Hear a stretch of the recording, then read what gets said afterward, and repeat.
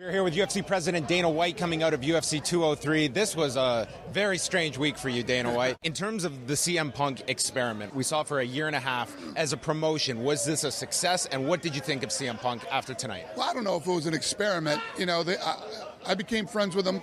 He's a nice guy. I like him. I have a lot of respect for him. He wanted to give it a shot. I gave him his shot. Are you going to consider that his next fight would still be in the UFC? Is that an option? He probably shouldn't have his next fight in the UFC.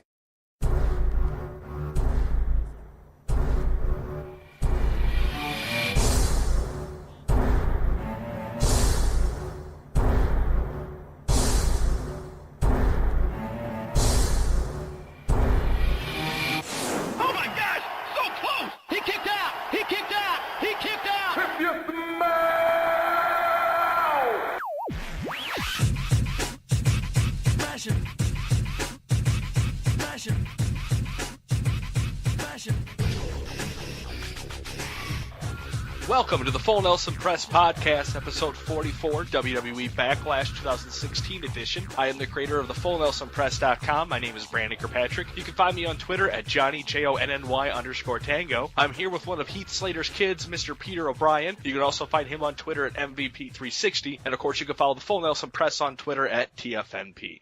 Pete, are you ready for WWE Backlash 2016? I can only hope to be Heath Slater's kid now that he's getting a double wide. Right!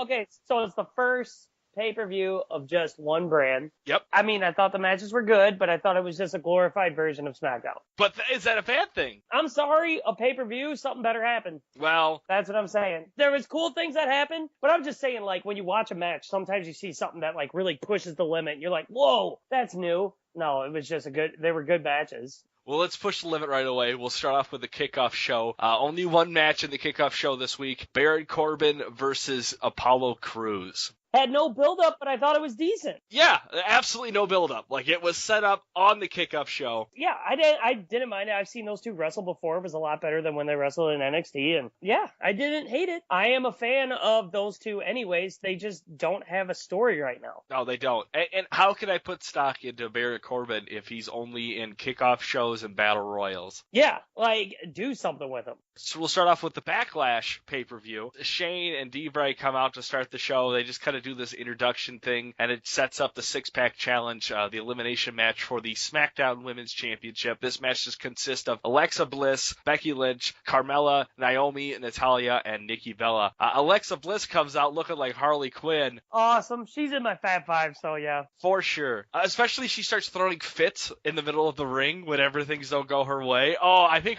the best feud for her was her and the ref, because she made the most pins and didn't get a pinfall once. Yeah, it was awesome. I like her. I like Alexa Bliss. Carmella keeps making this derp face during the entire match.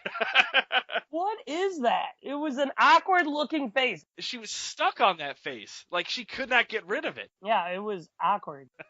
But you liked this match. I did. I really liked this match. I thought this match was fun. It was messy at some points, but, overall, I really am liking the Divas division on SmackDown. In order, Naomi eliminates Bliss, which I kind of thought Bliss would be the first one to go. Naomi then tries to do a roundhouse kick on Nikki Bella, but Nikki Bella counters it into a springboard, allowing her to counter. But Naomi, that move that she did jumping out of the ring, she used the ropes to catapult herself. That was awesome. Yeah, she's really athletic. Feel the glow. Next, then, Nikki then eliminates Natalya, but then immediately Carmella pounces with a roll-up and eliminates Nikki. I thought that was the best part of that match. Yeah, that was great. That was so awesome. So cool to see that our last two women in this match were Carmella and Becky Lynch. Absolutely. That is a crazy turn right there. I thought it'd for sure be Nikki and Becky, but I mean, You knew Becky was winning. Oh yeah, for sure.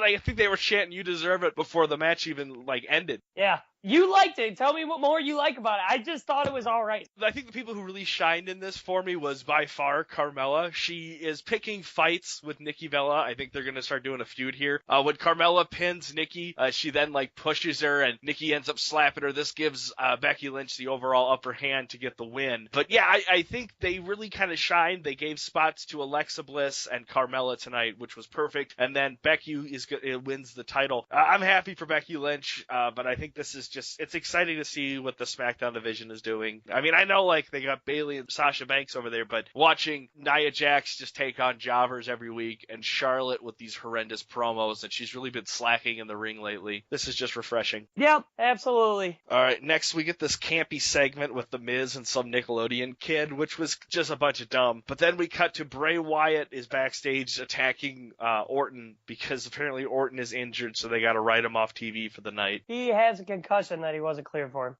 Awesome. So let's move on to the second actual match of the night. This is for the tournament for the SmackDown Tag Team Championship. This is the semifinals. The Usos taking on the Hype Bros. This new heel look for the Usos, I don't mind it. I think I'm going to call them the Ushers from now on, though. They need to do more for me to be heels. You know what I would like to see is have them like hate each other and like roast each other, but they never split up or turn on each other. Just them like just verbally attack each other. Like at some points in this match, one of them gets knocked out of the ring and the other one's trying to cheer him on. It'd be funny to see instead of one of the Usos cheering him on is like, get up, get in the ring. But even if you turn them face, you could still use that and it just rely on their brotherhood that always keeps them together no matter how much they like roast on each other. Yeah, I mean, that would work. I think using their twin likeness more would work. I'm not there yet. I'm glad they're a heel, but I'm just not there yet. The other thing is people are giving them props because they ended up doing this thing where they jump on Zack Ryder's knee and then put him into a half Boston Crab, making him tap. And they kind of just concentrate on just breaking down the leg and not doing their traditional finishers. And everyone's like, oh, that's so awesome. But watch this now be their finisher where they do this to everybody. Yeah, I mean, I'd rather see that than them just super kick everybody all the time. So who advances? The Usos. We'll see them in the next round. They're going to be taking on Heath Slater and Rhino. Next, we get The Miz puts up his title against Dolph Ziggler. I thought it was great. Yeah, it was really good. They did a really good job. But like I said, it was just a glorified television match. Oh, you're just being sour. I'm sorry, like, Backlash, like, I get it, but I wasn't too hyped. Well, it's 2.5 hours. NXT is 2.5 hours. There's too many pay-per-views. They're just starting to become, like, watered down, and, like, now we're gonna have 2 a month. It's hard to, like, really get invested in these feuds when they only go for a week of, like, hey, you, yeah, you, we're fighting, done. Then it's over. Like, the matches are good, but it's just glorified television matches. If you're on pay-per-view, there should be, like, 1 move or, like, 2 moves that people are like, oh my God, that move was insane. That's why I have the network. I will agree with you, because in this entire night, I don't think there was anything too memorable that happened. I agree with you there. But, you know, the watered-down version, I think it's going to work because this just gives more time to these matches. These matches went, I think, a lot longer than they normally would. Yeah, they did. We got a little bit of a backstage segment between each one, but nothing too significant. I think if we had those big 3-hour, heavily backstage, heavily storyline-driven pay-per-views every 2 weeks, it's just going to be exhausting. And I think these 2.5-hour watered-down version is a nice balance between each one, and then when you have the big 4, they can put a little bit more into those. So I like it. On Tonga, he uses the phrase golly like 3 or 4 times in this match. Shut up. And he's gotten better, but golly, dude. He's not getting better. I guess I would rather listen to him than D-Bry. Oh my God, D-Bry and his stupid crying face. You saw the one where him and Kendrick are balling. Oh my God, yeah. Oh my God, I turned it off. Did you hear what he whispered into Daniel Bryan's ear? I want to maybe? That's like what I thought they were definitely going to just start making out. It was like, oh, this is it for Brian Kendrick. Is it? He's still working. We've seen Total Divas. Don't try to tell us he's not working. Right. He's got a job that involves wrestling. And really, like, we're never going to see Brian Kendrick ever again. Oh, I can't wait. Yeah, why would they have him go that far? He'll be on Raw. Daniel Bryan, like, the emotion, I was, like, supposed to, like, feel like, get out of the damn ring, Daniel. He was too one-sided. I do rather listen to David Otunga than Daniel Bryan. Good thing you just got all that out right now. Well, I mean, whatever. Like, the match happened between Miz and Ziggler. It was good. I mean, you know, I thought it was the match of the night. Did you notice how they had taken a jab at Punk's UFC fight where they both charged each other like they did in the UFC match the night before? God, CM Punk is an idiot. We'll get to it. I mean, like I said, the match happened, but I wasn't sitting there going, oh my God, that was amazing. There was one part that really got me was when Miz locked in that figure 4 lock on Dolph Ziggler. I thought that was it. I think there's a lot of drama on that part, so big pops to that. Ziggler then escapes that, goes for a super kick, and then Ziggler like clocks this Cesaro-style uppercut on Miz, which was awesome, then falls into the ropes from exhaustion, and then Maurice just sprays him in the face with some kind of hairspray. This gives Miz the advantage for the skull-crushing finale, and Miz retains. All right. Yep.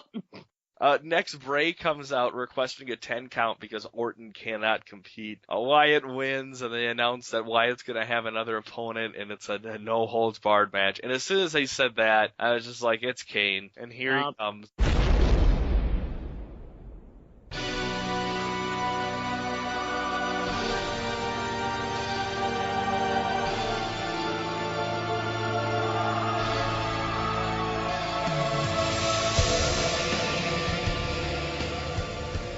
Big red monster. I'm not gonna lie, I definitely fast forward through a lot of that. Like, I don't blame you. I watched it in the sense that they said it was no holds barred, so I thought maybe something like storyline driven would happen or something special would happen in Wyatt's favor, but not the case. Wyatt loses. yeah.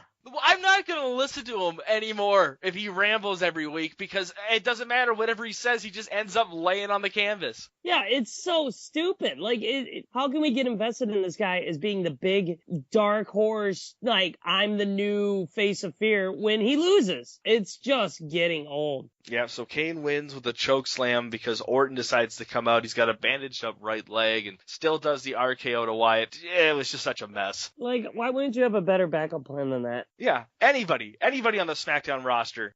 So you gave Kane a win for some reason. It's just dumb. There's no logic. Next, we're going to move on. We see AJ Styles is backstage trying to cheer up some local jobbers. Why are we seeing so many jobbers? Apparently, some guy on Bleacher Report knew one of them, and he's like, I'm so proud he made it. And I was like, that was one of your highlights? That means the show wasn't that good. Let's just get to the match. Because that was really the only match I was waiting for. But before we get there, we have one more match. Heath Slater and Rhino take on the Usos. Slater and Rhino end up winning this match, taking on the Usos. I totally thought Usos were going to come out with the victory tonight because they always do. But hey, feel good moment of the night. Heath Slater and Rhino win. I know, it was awesome. It was a good move. But like I said, it was just a glorified match we would see on Tuesday night. Like, it was good. It was like, I didn't hate it. I want more out of my pay-per-views. I'm sorry. You know, the one thing we're missing out of this was American Alpha. Yeah. Next, we have the WWE World Championship. Dean Ambrose puts his title on the line against AJ Styles. The face that runs the place. Great match. Really love this match. So AJ Styles continues his just sheer dominance. Oh, running circles around Ambrose. Yeah, he's just so much better than everybody right now. That one point where they do that avalanche belly-to-belly superplex from the top rope, and Styles falls like a slinky. Yeah. The only other highlight from Ambrose's side, I think, was that brutal baseball slide that he did to Styles, just throwing him from the bottom of the rope. But the match was great, but there was no really big memorable moments for this pay-per-view. But I don't know if it really needed it. It was more of a, hey, we have new titles. This is the first big pay-per-view for the blue brand because the blue brand is back. So, but the big thing, Styles wins. I know, right? I was pretty shocked. Like, I thought they were going to let Ambrose hang on to it. I'm really glad they gave it to Styles. The only gripe I have to this is Styles can beat John Cena clean, but he needs to do a low blow to Dean Ambrose for the win. Like, come on. Just give him the win. It doesn't hurt Ambrose. That was an awesome match. Yeah, it was good. It was good. I don't even hate that it was a dirty finish either. Like, I thought it was just good. I liked it. Oh, what do you want to grade the pay-per-view, Pete? B minus. B minus? Well, I almost just want to give it a C plus because, like I said, it passed. It did pass. It didn't make me want to turn it back on and be like, I should rewatch this. I get it. I'm going to give it a B plus. I really liked it. I really enjoyed this. It felt like a super SmackDown, how they used to do the live on Tuesday night kind of things, but way better. I think we're starting to get that kind of roster where you can really tell who's on the blue brand. I'm excited to see how Clash of Champions does. Well, once Raw gets the cruiserweights on there, I think it's going to help out that show a ton. Oh, I agree. Now, that's the other thing. Will they get pay-per-view spots, or will they get their own pay-per-views? No, they'll get pay-per-view spots. Done of the night. Can I say CM Punk? Like, can I say that? Like, Yeah. I'm going with that. You don't even shake the dude's hand. You get in his face, and you get choked out so quick. And he got his rocked. 2 minutes and 14 seconds. He had no chance. I went and finally, saw a video on how it went down. He looked like It looked like he was so out of his element. He looked so bad. Oh, he doesn't shake the guy's hand. He rushes over to the guy all cocky, and then 2 minutes and 14 seconds, and he's down tapping. Yeah, he had no chance. No chance. And everyone is saying, how courageous it is for him to get in the octagon. And if anyone comes to me and be like, well, you do it, I'm not going to do it because I know I can't do it. As CM Punk should know, he can't do that. So everyone giving him respect, fine. The only comment I really like is Dana White saying that CM Punk's next fight shouldn't be in UFC. That's great, because he did. He looked so bad. A lot of hype, man, for 2 minutes and 14 seconds. My dud of the night's going to be David Untunga. He just sucked tonight. He really did. Get him off the mic. Try someone else. But, hey, he's not doing what you need him to do. No, but I don't think he's terrible, but yeah, I get what you're saying. He might have some room to improve. Stud of the night, I'll go first. I'm going to go with Heath Slater and Rhino. I really felt like this whole night, the overall story was about them. Really good feel-good moment at the end. This really carried the pay-per-view. I got to give it to these two. Really awesome. Giving it to The Miz. I totally see why. He tore it up, and that's the type of Miz that should have been headlining WrestleMania, but he was just too young. He wasn't ready for that moment yet. But this Miz, I think, could be a headliner. His attitude, his cockiness, it's perfect. I completely agree. Well, hey, man, that's it. It was a short show because it was a short pay-per-view, but yeah, that is the Full Nelson Press Podcast, episode 44, WWE Backlash 2016 edition. Anything else you want to add? What's next? We're going to do the CWC, I think, which would be interesting. I think how we're going to do it is we're going to talk about each match, and we're just going to talk, whoever got eliminated is who we're going to concentrate on that match. That way we're not repeating ourselves, but it's going to be a fun setup. Really exciting to see that. Alrighty. Well, suck a butt. Yeah, I bet. Hey, thanks for listening to the show. And if you're watching us on YouTube, don't forget to subscribe and like this video. Leave us a comment. We might even read it on our next show. And I'll try not to berate you, but no promises. If you're listening to this on iTunes, please subscribe and leave us a review. You have no idea how much that helps. I guess Stitchers has a thumbs up button now, so that's a thing. You can find us on Facebook, Wrestling Amino, Tumblr. Or just search for the Full Nelson Press on any social media site. You can also go to thefullnelsonpress.com for all of our past episodes and original WWE art created by yours truly. Go watch some wrestling.